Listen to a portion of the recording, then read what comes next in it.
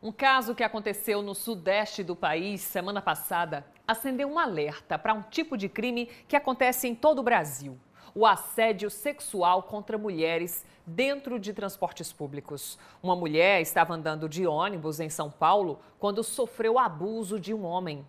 Não existem dados desse tipo de denúncia aqui em Campina Grande, mas a gente sabe que acontece. O pior é que muitas vezes a mulher não sabe nem a quem pedir ajuda na hora.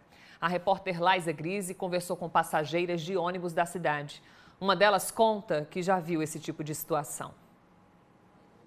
Não é de hoje que acontece, mas é de um constrangimento sem tamanho. Meninas, mulheres e até idosas serem vítimas de assédio público, desde quando passam numa calçada em frente a uma construção e levam uma cantada, até serem assediadas num ônibus coletivo. Quem usa o transporte público todo dia percebe que essa ainda é uma prática recorrente. Ariana, de 18 anos, bateu um papo com a gente. Ela precisa pegar ônibus todos os dias para ir à universidade. Nunca foi vítima de assédio, mas já presenciou uma situação, no mínimo, embaraçosa. Um senhor, um pouco de idade, estava meio que perseguindo as garotas no ônibus. E aí, mesmo tendo muito espaço, ele só ia lá nas meninas, entendeu? E não só nas meninas, até em mulheres de idade, quando passava, ele ia. Achei muito desrespeitoso. Para a coordenadora do Programa de Direito e Igualdade de Gênero da Sentrac, é preciso coibir essa cultura de naturalizar um ato de assédio sexual, lidando com a situação como se fosse algo normal. É preciso que a sociedade como um todo comece a refletir mais sobre essa questão e a entender de que o corpo da mulher não é uma coisa pública, que é um corpo de uma cidadã que precisa ser respeitado. Então, que não está aberto para ser apalpado, para ser acariciado sem a permissão da mulher. Assim como não está aberto para receber cantadas incisivas, palavras obscenas, sem a vontade, sem a conjuntura adequada para isso. Na situação de um ônibus lotado, o assediador se aproveita do grande movimento para se esconder. E aí fica até difícil da vítima identificar esse sujeito e reagir. Mas mesmo com a situação delicada, constrangedora, a orientação é sempre pedir ajuda e nunca ficar calada.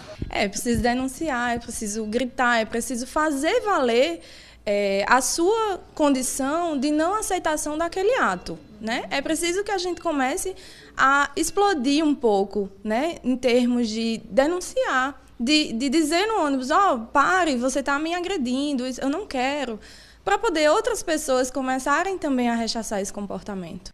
A STTP já tem a intenção de fazer uma campanha de ação sensibilizando as pessoas da importância de se combater o assédio público. Está em pauta uma campanha nesse sentido, sobretudo de apoio às mulheres, às vítimas desse constrangimento. E será pauta efetivamente de discussão com empresas, com os motoristas e, sobretudo, com os fiscais de transporte que estão nas paradas e podem muito colaborar com as vítimas desse caso.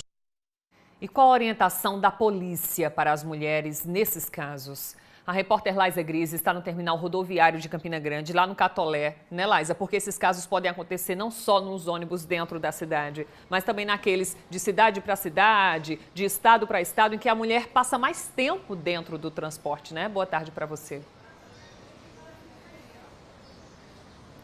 Sim, Denise, muito boa tarde a você, boa tarde a todos. Na verdade, o assédio público não tem lugar para acontecer, né? Pode acontecer no ônibus, na rua, em casa, no colégio, enfim, em qualquer lugar. E pode ser físico, como também verbal. O importante é que tem que chegar na polícia para inibir esses casos. E aí a gente vai conversar aqui com o delegado Yasley Almeida.